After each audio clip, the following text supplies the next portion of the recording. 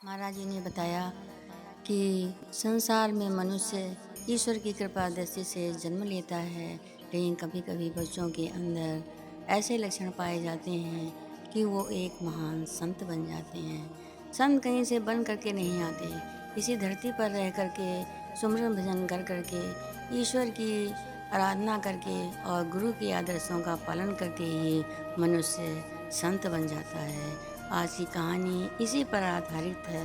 परमहंस की स्थिति के संत हमेशा अपने शिष्यों को प्रवचन सुनाया करते थे कि हमारा जन्म इस धरती पर परमात्मा की प्राप्ति, गुरु की प्राप्ति के लिए हुआ है।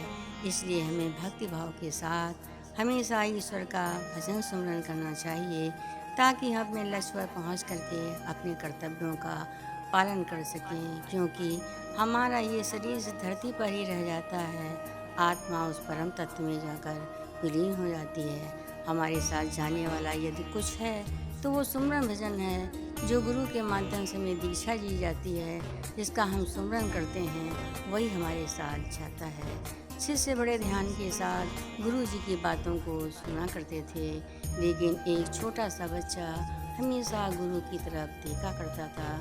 गुरु उसको देख करके बड़े आश्चर्यचकित हुआ करते थे, क्योंकि गुरु उसके मन की बात को अच्छी तरह से जानते थे।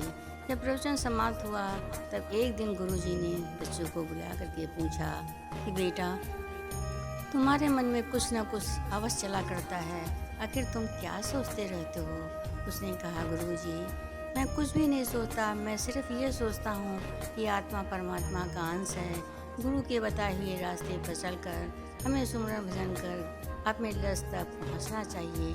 लेकिन जब आप विभिन्न देवी देवताओं का वर्णन करते हैं तो मैं हमेशा ये सोचता हूँ कि मैं किसकी आराधना करूँ, किसको देखूं, जिसकी वजह से मैं अपने लक्ष्य तक पहुँच जाऊँ। गुरुजी ने कहा, बेटा, तुम्हें कहीं कुछ भी देखने की ज़रूरत नहीं है। मेरे बताए हुए नाम का सुमरन भजन करो और सिर्फ मुझे देखा करो।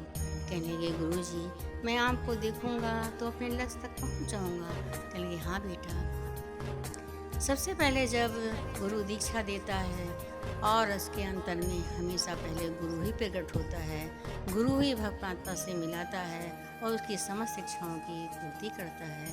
उस दिन से उस बालक ने गुरु के बताए हुए रास्ते पर चलना आरंभ कर दिया और सुमरन भजन करके वो हमेशा अपने गुरु को देखा करता था, गुरु की आराधना में ही लीन रहता था कि सब कुछ देने वाला गुरु है, वही मुझे परमात्मा से मिलाएगा, वही हमारी मुक्ति का साधन है। इस तरह करते करते धीरे धीरे बच्चा बड़ा हो गया और बड़े हो करके वो गुरु की किसी भी बात का कभी भी उल्लंघन नहीं करता था। ये समय वक्त बदलता गया और एक दिन उसने अपने गुरु को प्रकट कर लिया। जब गुरु को प्रकट कर लिया, गुरु जब प्रवचन कर रहे थे तो उन्हें बड़ा आश्चर्य हुआ और बड़ी खुशी के साथ उन्होंने कहा, हमारे इतने सारे शिष्यों में एक शिष्य ऐसा है जिसने कि मेरी बातों का अनुकरण कर अपने लक्ष्य की प्राप्ति कर ली है। सभी लोग आश्चर्य होकर गुरु की तरफ देखने लगते हैं। गुरु ने कहा, ये सबसे छोटा बच्चा था और आज ये बड़ा हो गया, लेकिन सुमरन भजन करके इसने ही अपना लक्ष्य प्राप्त किया है। इसके बाद गुरु ने कहा कि बेटा, तुमने गुरु को प्रकट करके जो कार्य किया है, आगे चलकर गुरु ही तुम्हें परमात्मा से मिला देगा। धीरे धीरे सुमरन भजन करते करते वो अपने लक्ष्य की पूरी प्राप्ति कर लेता है। तब गुरु जी ने कहा कि बेटा, तुम्हारा जन्म संसार में लोगों का कल्याण करने के लिए, लोगों को भवसागर से पार जाने का मार्ग दिखाने के लिए हुआ है, इसलिए तुम अपनी यात्रा को आरंभ कर सकते हो।